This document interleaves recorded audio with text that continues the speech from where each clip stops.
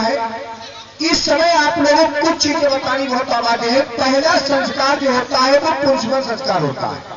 बहनों बहुत प्यार से सुनना, 3 माह से 5 माह का गर्भ में जो बच्चा आता है तो उस बच्चे को क्या होता है, उसका संस्कार किया जाता है, उस गर्भ का पूजन किया जाता है, औषधियां सुनाई जाती है और खीर की आहुति है तो भगवान को डलवाई जाती है। उसमें से आधी खीर जो बनती है वो गृहिणी ही खाती है, कोई और नहीं खाता है। तब क्या होता है, तब नवजात शिशु वो अच्छे संस्कार से उत्पन्न होता है, वो नाम रोशन करता है, माता पिता की आज्ञा का पालन करता है। क्योंकि हर भगवान के जितने अवतार हुए आज तक सभी के संस्कार हुए और सभी का गर्भ संस्कार हुआ था।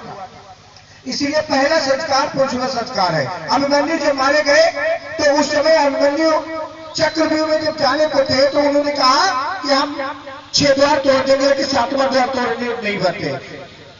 युधिष्ठिर पूछने लगे बेटा क्यों, तो उन्होंने कहा कहां सीखा तुमने चक्रव्यूह भेदन की रचना। उन्होंने क्या कहा था, मैंने अपनी माता के गर्भ में सीखा था, है मैंने अपनी माता के गर्भ में सीखा था। जब मेरे पिताजी मेरी माता को चक्रव्यूह भेदन की कथा सुना रहे थे तो उस समय मैं भी सुन रहा था। लेकिन दुर्भाग्य हमारा ये हुआ कि जब 6 द्वार टूट गए, 7वें द्वार तोड़ने का समय आया तो मेरी माता सो गई, और जब माँ सोती है तो बच्चा सो जाता है। तो इसीलिए 50% संस्कार बच्चे को माँ के गर्भ में मिलते हैं। माँ के गर्भ में बच्चा, माँ जो खाती है बच्चा खाता है, माँ जो पीती है वो बच्चा पीता है, माँ जो करती है वो बच्चा करता है, माँ जो सोचती है वो बच्चा सोचता है। आज के समय में, पहले के समय में क्या होता था, अच्छी कहानियां सुनाई जाती थी, अच्छी बातें सुनाई जाती थी, अच्छे वातावरण में रखा जाता था।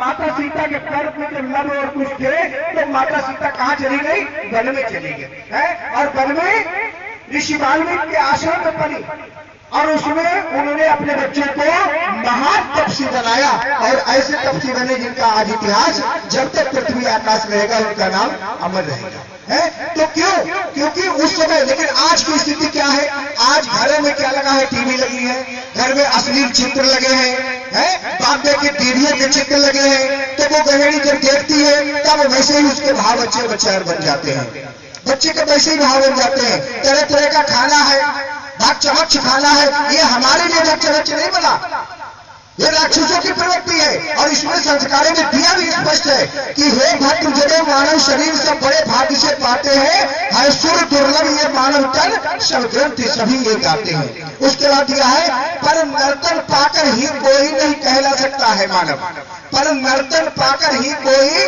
नहीं कहला सकता है मानव, है अनाचारी आतंकी जो उसको सब कहते हैं दानव।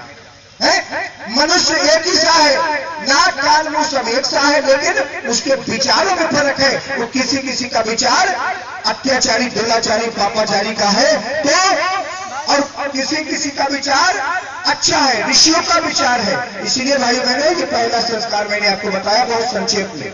और दूसरा है, जब बच्चे का जन्म हो जाता तो उसका नामकरण संस्कार होता था, है।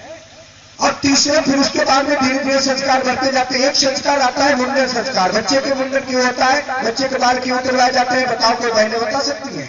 नहीं साहब, बच्चे के बाल उतरवाएंगे 1 साल या तीसरे साल में उतारवाएंगे, पड़ोसियों को बुलवाएंगे, रिश्तेदारों को बुलवाएंगे और जाकर खीर पूरी खिला दोगे। बताओ इससे ज्यादा कुछ हो सकता है? लेकिन पता है कि उतरवाए जाते हैं। इसका रहस्य जानने के लिए आपको इसी कथा में पता चलता है, लेकिन वो समय निकल गया। अब हम आपको संक्षेप में बता रहे हैं कि ये बाल बच्चे के क्यों उतरवाए जाते हैं। ये बच्चे को जो भी बच्चा आता है पूर्व जन्म से, वो आत्मा जो आती है वो आत्मा न जाने किस योनि से आई है, ना जाने किस योनि से आई है, तो उस योनि को क्या होता है, उसके कुछ संस्कार उतार दिए जाते हैं और पुनः उसमें नए संस्कार जागृत हो। अगर सही से विधि से, कर्मकांड से, यज्ञ के माध्यम से अगर उसका नहीं हुआ तो ये मान लो कि वो बच्चा वही हरकत करेगा, वही कर्म करेगा, वही दुष्कर्म करेगा जो वो पूर्व जन्म में करता था। ना जाने वो बैल की योनि से आया है, ना जाने वो सिंह की योनि से आया है, ना जाने वो पशु पक्षी की योनि से आया है, ना जाने वो किस योनि से आया है। और उसके जो संस्कार नहीं उतरे चटला तो दिए बाल आपने, लेकिन उसका उस तरह का पूजन नहीं हुआ, यज्ञ में संस्कार नहीं हुए, यज्ञ में आहुतियां नहीं डाली।